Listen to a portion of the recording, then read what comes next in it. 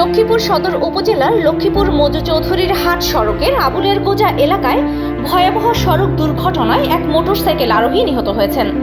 নিহত ব্যক্তির নাম রাকিব হোসেন। তিনি সদর উপজেলার শাকচর এলাকার মোহাম্মদ জাহাঙ্গীর আলমের ছেলে।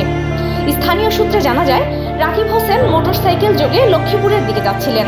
তবে আবুলের গোজা এলাকায় পৌঁছালে বিপরীত দিক থেকে আসা একটি যাত্রীবাহী বাসের সঙ্গে সংঘর্ষ হয়। এতে তিনি গুরুতর আহত হন। স্থানীয়রা উদ্ধার করার চেষ্টা করলে ঘটনাস্থলেই তার মৃত্যু হয়। দুর্ঘটনার পরপরই স্থানীয়রা ঘটনাস্থলে ভিড় জমান।